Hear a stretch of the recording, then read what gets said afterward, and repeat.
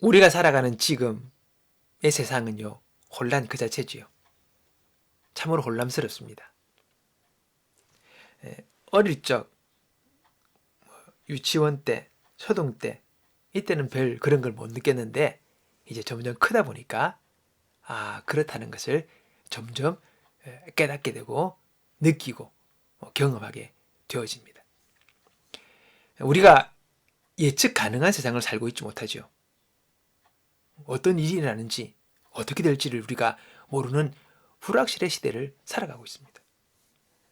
지난 8월에 그 서울지방에 물폭탄이 부어진 일이 있었습니다. 집들이 침수가 되고 사람들이 죽었습니다. 차에 TV에 보니까 차가 불어난 물에 둥둥 떠내려가는 장면이 TV에 보여지기도 했습니다. 어떻게 이렇게 비가 내릴 수 있는가? 근데 이 폭우가 115년 만에 처음 일어난 일이래요. 그러니까 지금 살고 있는 분들은 거의 한 번도 경험하지 못한 일들이 일어난 거죠. 어떻게 이렇게 큰 폭우가 내릴지 알고 우리가 대비를 할 수 있었겠습니까? 안전하다 생각했는데 그렇지 못했던 거죠. 또 얼마 전에 일본 열도를 강타한 그 남마돌이라는 태풍. 한 해에도 수많은 태풍을 만나는 일본인들도 경험해보지 못한 태풍이다. 이런 말을 한다는 겁니다. 여러분, 요즘 종종 우리가 듣는 말이 경험해보지 못한 재난, 이런 표현을 많이 합니다. 그러니까 우리가 경험이 없었던, 생각할 수 없었던 그런 일들이 우리에게 닥치는 거죠. 지금 우리가 겪고 있는 아직도 코로나 일들, 또 이태원에서 일어나는 이 사고들, 우리가 예상치 못했던 재난이고 사고들인 것입니다. 참으로 혼란스러운 세상입니다. 여러분, 이런 환경적 재난뿐만 아니라 우리 마음에도요, 끊임없이 풍파가 몰려옵니다. 그 풍파가 우리에게 주는 충격들이 있습니다. 마음의 충격들이 있죠. 정신적인 충격이 있죠. 외적으로 일어난 일이야 나에게 직접적으로 닥치지 않으면 그게 큰 충격이 아닐 수 있습니다. 뉴스로 건너들으니까. 그러나 내 마음속에서, 내 생각 속에서 일어난 일들은요, 얼마든지 우리를 쓰러지게 하고 넘어지게 할 수 있는 그런 큰 충격이 될 수 있는 것입니다. 남들은 그런데 나에게는 클 수가 있는 거죠. 우리에게 몰려오는 두려움이나 걱정, 불안, 이런 생각들이 얼마든지 우리를 무너지게 할 수 있다는 것입니다. 오늘 본문은 약 한 2000년 전에 예수 그리스도를 시작으로 한 그 기독교 신앙이 이제 막 일어나기 시작했습니다. 근데 그 기독교 신앙이 유대인들 가운데서 먼저 일어났지 않습니까? 근데 그 유대인들은 먼저 믿었던 신앙이 유대교가 있었습니다.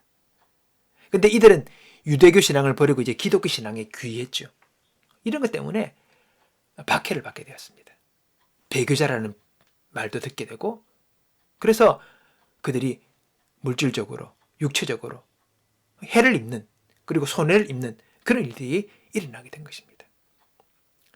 이 상황에서 그 핍박과 고난의 시기에 흔들리지 않고 자신의 신앙과 삶을 지켜나가는 비결에 대해서 이렇게 하라고 히브리서가 이야기해주고 있는 그 말씀이 오늘 본문의 말씀입니다. 이 어려움을, 이 혼란스러움을 어떻게 이겨나갈 것인가? 오늘 읽었던 본문의 2절에 보니까 주를 보라, 그리고 주님을 생각하라, 그렇게 히브리서 기자는 우리에게 말을 해주고 있습니다. 그것이 이 혼란스러운 세상을 이기는 비결이라고 이야기하는 것입니다. 주를 보라, 그리고 주님을 생각해라. 이 말씀의 의미는 주님과 더 깊고 풍성한 관계를 맺으라는 것입니다. 그분과 관계해라, 교제해라. 그래서 바라보라, 이 말은 한 초점을 향해 계속적으로, 또 매 순간 한눈 팔지 말고, 그런 의미예요. 주님을 계속해서 우리가 바라보라는 것입니다. 또 생각하라, 이 말은요, 계산하라, 계산을 통해 그 가치를 평가하라, 이런 의미예요. 생각하라는 것이. 근데 이것은 우리가 매 순간 하나님의 그 은혜를 생각할 수 있고, 그리고 그 은혜의 진정한 가치를 우리가 생각하고 평가하라는 것입니다. 그 가치를 우리가 생각하고, 그 가치를 우리가 생각할 때에 우리의 마음 가운데 신앙의 평정과 용기와 담대함을 가지고 나갈 수 있는 거죠. 주님을 바라보고 주님을 생각할 때에 그런 일들이 가능해지게 된다는 것입니다. 여러분, 혼란한 이 세상을 어떻게 살아가야 하는가? 오늘 히브리서 기자는 우리에게 예수를 생각하고 그분의 은혜를 생각하라. 그분을 바라보라고 우리에게 말씀하고 있습니다. 그래야 영적 중심을 잃지 않고 우리가 믿음의 길을 달려갈 수 있다는 것입니다. 여러분, 우리가 마음의 평안을 누리고 우리가 그 마음의 중심을 잃지 않고 살아가는 비결은 주님을 바라보고 주님을 생각하는 히브리서 이 기자의 권면을 받아들일 때에 일어날 수 있는 거예요.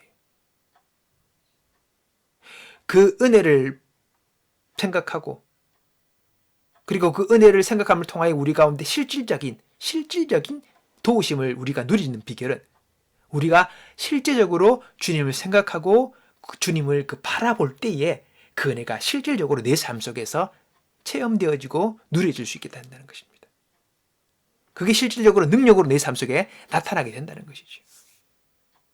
여러분, 우리가 주님을 생각하고 그리고 주님을 바라본다는 게 그냥 자고 일어나니까 저절로 되는 게 아니에요. 이것도 계속적인 훈련을 통해서 가능해지는 것입니다.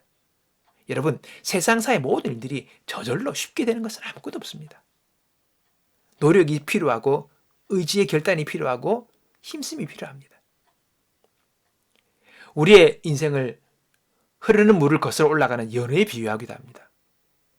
물이 얼마나 힘차게 내려옵니까? 근데 그 연어는 그 힘찬 물결을 거슬러 올라가죠. 그렇습니다. 그것이 곧 생명의 특성을 설명하는 것입니다. 생명과 살아있으면 끊임없이 도전을 합니다. 조항에 부딪히고 그것을 맞서 싸워나가면서 생명이라는 존재가 있음을, 살아있음을 우리에게 보여주는 것이죠. 계속 시도하고 도전하는 것, 이런 바로 그것이 오늘 우리들의 삶이기도 합니다. 우리 매일 아침부터 도전을 시작하지 않습니까? 눈을 뜨는 것에부터 떠지지 않은 눈을 뜨면서 하루를 시작합니다. 도전하는 거죠. 그러면서 하루를 우리가 끊임없이 도전하며 살아가게 되는 것입니다. 근데 여러분, 연어가 죽으면 어떻게 됩니까? 더 이상 물을 거슬러 올라가지 못합니다. 그리고는요, 흐르는 물을 따라 흘러가 버립니다. 더 이상 발전이 없습니다. 여러분, 몸은 살아있지만 영혼이 죽은 사람들이 이 세상에 얼마나 많은지 모릅니다. 몸은 살아있고 움직이고 있지만은 그러나 그 영혼이 죽어 있는 사람들이 너무 많습니다. 그냥 하루를 매일을 부유하며 떠다니는 거죠. 안타까운 것입니다.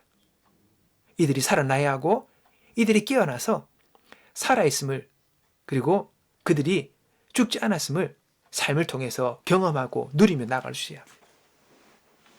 우리 예수님은 죽은 영혼을 깨우고 잠자는 영혼을 살리기 위하여 우리에게 오신 것이지요. 그분은 우리를 살리십니다. 세상에 성공한 부자들은요, 자기의 삶을 흘러가듯 내버려 두지 않습니다. 거의 공통적입니다. 그리고 그들은 자신의 삶을 잘 관리해 나갑니다. 특별히 그들은 매일같이 반복하는 생활에 루틴이 있습니다. 습관이 있는 거죠. 끊임없이 그것을 매일매일 해나갑니다. 어떻게 보면 좀 기계적으로 정말 어떻게 계속 그렇게 반복해 나가죠. 우리는 그걸 보면서 야, 어떻게 저렇게 매일 저를 반복해 나갈까? 어떻게 저렇게 할까? 그런 우리 생각이 들지만 그러나 여러분, 그것이 반복이 되면 계속 되어질 때는 그렇게 힘들지 않습니다. 처음 시작한 것만큼 그렇게 힘들지 않습니다. 우리 몸은 그것을 익혀나가고 습관화시키기 때문에 그렇게 매번 힘들지 않다는 거죠. 그렇기에 그 일을 계속해서 평생을 해나갈 수 있는 것입니다. 신앙인들의 신앙훈련, 경건훈련도 마찬가지입니다. 어떤 분은 그러더라고요. 은혜 받으면, 성령 받으면 모든 것이 쉽게 저절로 다 된다. 늘 기쁘다. 뭐 그렇게 가르치기도 합니다. 여러분, 근데요, 어느 정도는 맞지만은 아니에요.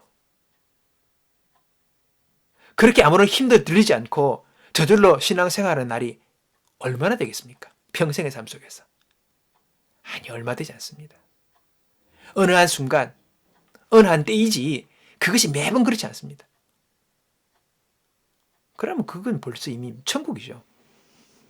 세상은 천국은 아닙니다. 천국을 맛보고 경험하지만 이 세상이 천국은 아닙니다. 자리에 앉아서 기도하려고 무릎 꿇으면 기도가 저절로 터져나오고, 찬양을 부리면 밤새도록 벅찬 마음으로 찬양이 울려나오고, 성경을 함잡고 읽으면 저절로 몇 시간씩 쉽게 그렇게 척척척 읽어지는 그런 날이 평생에 얼마나 되겠습니까? 아니에요. 일반적인 사람들 경우에는요, 그런 날들이 얼마 되지 않습니다. 대부분의 시간은요, 스스로 결정하고 선택해서 의지적으로 자신이 하려고 하여서 이루어지는 것입니다. 여러분, 그게 신앙의 훈련이에요. 하나님 우리의 자발적인 그런 결단, 순종, 선택을 원하십니다. 그것이 쌓여질 때 우리 가운데 성숙이 있고 신앙의 자람이 있는 것이죠. 그렇기 때문에 하나님은요, 우리 은혜 주셔가지고 나도 모르게 저절로 막 모든 것이 다 되는 그런 날의 시간들을 우리에게 전체적으로 허락하지 않습니다. 나 자신의 자유의지, 오늘 나라는 존재가 무엇을 선택하고 무엇을 결정하는가를 우리가 훈련하고 키워나가기 위하여 하나님 우리에게 때로는 메마른 광야의 시간들도, 때로는 답답한 어둠의 시간들을 허락하면서 그 모든 시간 속에서도 우리가 결단하면서 주님을 향하여 우리의 반복적인 루틴을 해나가는 신앙의 훈련들을 우리가 가지를 원하는 거죠. 그러니까 어떻게 저절로 되기까지 기다린다면요, 평생 기다려도 그런 날은 오지 않습니다. 그런 시간이 인생에 한 번인 족합니다. 이제 우리는 그 경험을 가지고 날마다 우리가 선택하는 훈련의 시간들을 가져야 하는 것이죠. 그러다 보면 처음엔 어려워도 자꾸 하다 보면 그렇게 처음처럼 힘들지는 않고 그 일을 감당할 수 있는 능력들이, 신앙의 근육들이 우리 가운데 자라나게 된다는 것입니다. 자, 그러면 우리가 이렇게 그 신앙의 훈련, 주님을 바라보고 주님을 생각하는 그런 신앙의 훈련을 하기 전에 우리가 먼저 같이 가져야 할 마음의 자세가 있습니다. 뭐냐? 그것은요, 매 순간 주님이 나와 함께 하신다는 그 믿음, 그리고 하나님의 그 섭리를 믿는 믿음을 우리가 가지고 그 훈련들을 감당해야 합니다. 그럴 때 우리가 계속해서 주님을 바라보고 주님을 생각할 수 있는 훈련들을 지속적으로 해나갈 수가 있는 거죠. 여러분, 우리가 살다 보면요, 눈에 보이는 결과에 일희일비할 때가 많습니다. 뭐 좀 좋으면 좋아하다가, 좀 더 나쁘면 막 슬퍼하다가, 뭐 이런 일들이 많죠. 아니, 거의 대부분 우리는 일희일비하고 살아갑니다. 근데 여러분, 우리가 너무 그렇게 살아가다 보면요, 우리 인생이 너무 얕아져요. 깊이가 없어요. 그리고 그런 인생은 늘 피곤하죠. 왔다 갔다 하니까. 그리고 뭔가를 크게 이룰 수가 없습니다. 너무 변덕이 심하기 때문이죠. 그런 사람은 일관되게 어떤 일을 계속 지키고 이루어 나가는 힘이 부족합니다. 금방 또 쓰러지고, 금방 또 일어났다, 또 쓰러지고, 늘 그런 식의 반복되는 너무 이렇게 굴곡이 심한 인생을 살아가는 거죠. 왜? 일희일비하기 때문입니다. 그냥 눈에 보이는 것, 지금 당장 내게 닥친 것, 이것에서만 반응을 하니까 그렇게 살아갈 수밖에 없는 것이죠. 우리 고사성어에 세옹지마라는 말이 있습니다. 이 말은 어떤 일이 좋을지 또 나쁠지 우리가 알 수 없다는 겁니다. 몰라요. 좋은 것 같은데 그게 안 좋은 것이고, 나쁜 것 같은데 결국 보니까 그것이 오히려 좋은 것이 되었다. 그런 말입니다.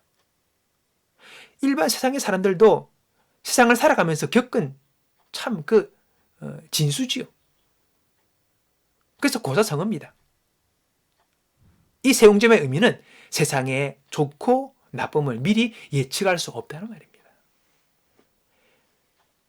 우리는 일희일비하는 것은요, 스스로가 예측하는 겁니다. 좋으니까 좋은 건 줄 알고 나쁘면 나쁜 건 줄 압니다. 그 이면에 있는 것을 보지 못하니까 그냥 그렇게 표면적인 것에 우리는 반응하며 그렇게 움직이게 되는 것이죠. 그래서 우리가 선인들이 뭐랍니까? 당장에 되어지는 그 일로, 겪는 일들로 일희일비하지 말며 살아가라고 우리에게 조언해주고 있는 것입니다. 자, 그러면 하나님의 주권을 믿고 있는 그리스도인은 어떻게 해야 합니까? 로마서 8장 28절을 보면 이렇게 말씀하십니다. 하나님은 모든 것을 합력하여 선을 이루신다. 합력하여 선을 이루신다. 모든 것을. 우리가 보기에 좋은 일도 또는 나쁜 일도 결국은 다 하나님이 합쳐가지고 선이 되게 하신다는 겁니다. 그것이 바로 하나님의 일하시는 방법이고 하나님의 섭리입니다. 그러므로 신앙인은 내가 보기에 좋아 보이는 것이 있어도 금방 자랑하거나 교만하지 않습니다. 또 내가 나쁜 일, 나쁘게 보이는 그 일을 만나도 금방 좌절하거나 슬퍼하지 않습니다. 그마저도 하나님은 좋은 것으로 결과적으로 만드시는 분이심을 믿기에 일일비하지 않는 것이죠. 그것이 믿는 신앙인의 자세인 것입니다. 여러분, 이런 자세를 가진 신앙인은 인생을 망치지 않습니다. 좋은 일이 있을 때도 나쁜 일이 있을 때도 어떻게 처신해야 하는지를 알기 때문입니다. 잘 풀린다고 교만하지 않고 안 풀린다고 낙심하지 않고 그렇기에 일일비하는 인생이 아니라 일관된 마음의 평력심을 가지고 하나님을 신뢰하는 마음으로 매 순간마다 우리는 전진하는 인생을, 꾸준한 인생을 살아갈 수 있게 되는 것이죠. 좋은 일 있으면 감사하고 또 어려운 일 있으면 하나님이 좋게 만드실 것을 믿고 또 감사하고 이런 마음의 자세를 가지고 이 믿음을 가지고 살아갈 때에 그 사람은 뭔가를 할 수 있는 거죠. 우린 대부분 그래요. 뭐가 안 좋으면요.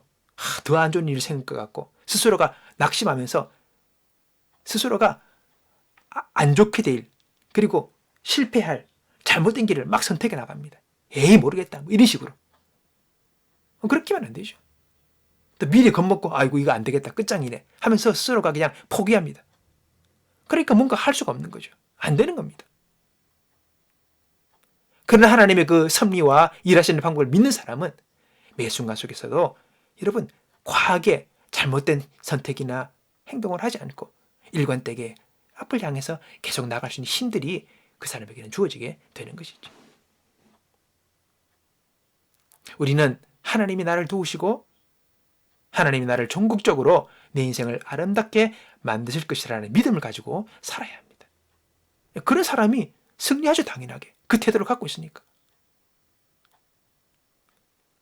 오늘 하나님께서 합력하여 선을 이루신다는 이 말씀 앞에 하나님을 사랑하는 자라는 말씀을 하십니다.